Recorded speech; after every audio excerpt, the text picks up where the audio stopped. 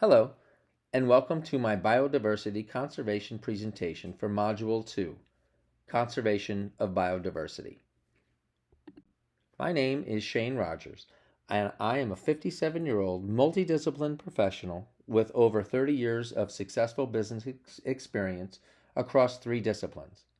Several years ago, I enrolled in a graduate program at ASU and have discovered a new passion for interdisciplinary arts.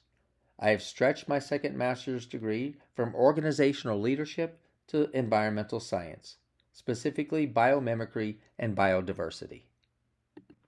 To begin, a quick background of ecosystems is in order. Ecosystems share many characteristics. I've listed 3: genetic diversity, for example, size and color; species diversity, the number of different species; and ecosystem diversity, the variety of ecosystems in a given area, up to and including the Earth. Together, these characteristics can move towards establishing a biodiverse, sustainable ecosystem. There are also biotic and abiotic characteristics shared by ecosystems. Biotic characteristics, the summation of living organisms inside the ecosystem, and abiotic characteristics, such as water, temperature, nutrients, and soil, are all influencing the environment. 2 significant benefits of a balanced ecosystem are mental and health benefits for humans. Studies continue to show that depression and anxiety are lowered significantly by spending time in nature. There's also an economic and food security benefit as well. A properly balanced ecosystem can stabilize the food supply chain, thus managing pricing and creating economic value. 2 natural disasters that will cause loss of biodiversity are hurricanes and forest fires. We know that both disasters disrupt ecosystems and biodiversity. Topsoil erosion, contaminated water supplies, introduction of invasive species, these are just a few significant natural events risking the sustainability of ecosystems.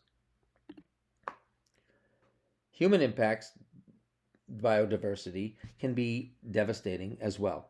Here we see many human interactions with nature, such as logging and overfishing, that will not only erode biodiversity, but these actions can eliminate it, and possibly eliminate the entire ecosystem. For example, chemicals from construction sites washing into groundwater, or increased erosion from topsoil disruption. All on this list negatively impact biodiversity when humans mindlessly interact with nature, threatening all of the living organisms on the planet, including humans. Zoo conservation efforts. There's a general consensus to the purpose or mission of zoos: practice, advocate, and research. In other words, in the context of conservation, do it, talk and teach about it, and study ways to improve it. However, there seems to be more talk of conservation than results. Research tells us that implementation is a key barrier to success.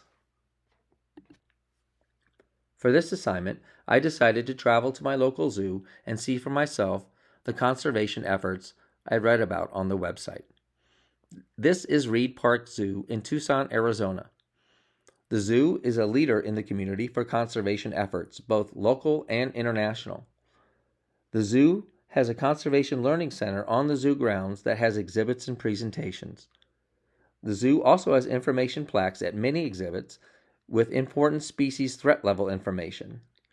The zoo has many other conservation programs that are listed on their webpage, and the link is provided here.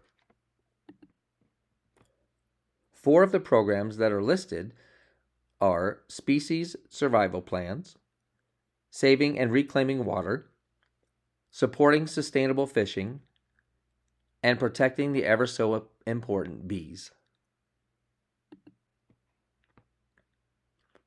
The Conservation Learning Center currently has an elephant presentation going on. We can also see in the second photo an interactive exhibition for kids that teaches about biodiversity by allowing them to make new animals out of parts of others. This slide I took inside the Conservation Learning Center. let's look and listen. Here I am inside the Conservation Learning Center. I thought I would take another quick video. This is pretty interesting. You don't really see this much. Those are the poison frogs that local use to poison their darts with. Pretty scary.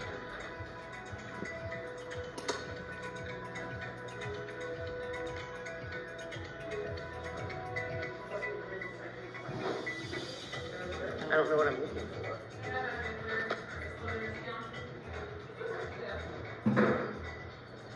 Looks like this is a very interactive, big space for when they do presentations on conservation efforts.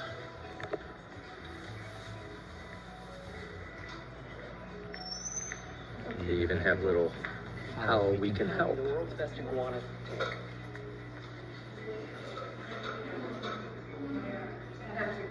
This one looks like it has a python inside of it.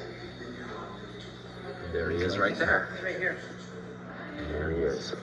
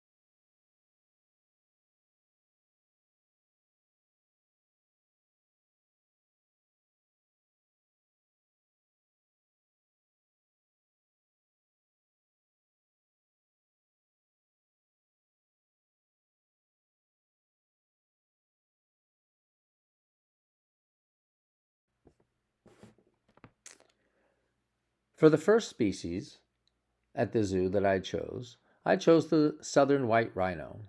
This, unfortunately, is an at-risk species. It is at risk due to two specific situations: habitat destruction and poaching. At the zoo, their conservation efforts locally are to try to keep this rhinoceros in the best health that it can by running several different medical tests every month to see how the nutrient levels in the rhino are performing. But more conservation efforts are needed to save this beautiful beast. Some of the characteristics of the white rhino are that it has thick skin, they are very large herbivores, and that they have two horns, the front one being larger, which is used for grazing and defense. They have a wide, square mouth for grazing, and they're not truly white, they're more gray because that is the coat color that these animals have. They are enormous animals. The males can weigh up to 2,300 kilograms and the females can weigh up to 1,800 pounds. 1,800 kilograms. Here we see the white rhino and the information plaque more closely. Along the top of the plaque shows the threat level to the species. In the white rhino's case, they are at risk. The second species I selected was the jaguar. The jaguar too is an at-risk species. It too suffers from habitat destruction, which affects their breeding, food security concerns. The zoo efforts says they have active education efforts for this animal on the local level, and they keep their habitat in pristine condition to keep the health of the animal at well. Some of the characteristics of this animal is that they are the third largest cats of prey. They only hunt at night, and the beautiful markings on their coat are come in rosed shape. Once again, we look at the plaque and a closer look at Bella, the female jaguar, who decided to make a dash across the sun-drenched sky, casting a glare, keeping that beautiful coat of hers to remain somewhat shrouded. My travel through the zoo was marked with different species interacting in their environment, or in the case of this curious peacock, interacting with people. The elephant environment was recently redone. I was fortunate enough to see a zoo crew member, Sophia, at the encounter, and she was willing to speak a bit about the beautiful creatures here at the Reed Park Zoo.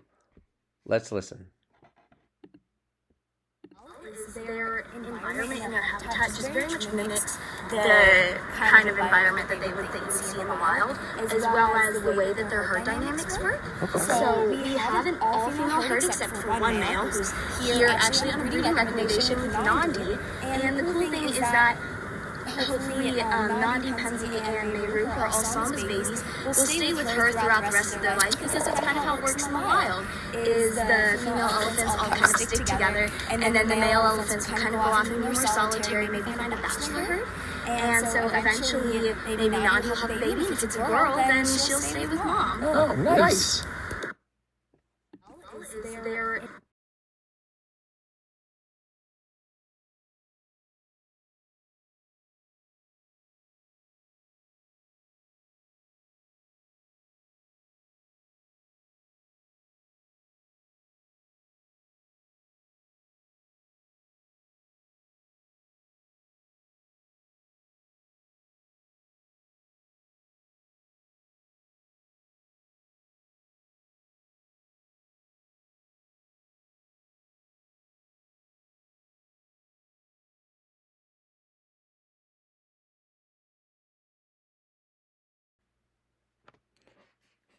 In summary, the conservation of biodiversity is a widely accepted mission of zoos.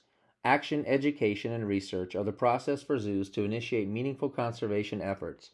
Studies indicate there is an opportunity to improve on implementation of conservation efforts. However, zoos, such as the Reed Park Zoo I visited, drive forward with their community to help protect, educate, and impact ecosystems and the organisms that live in them. Thank you.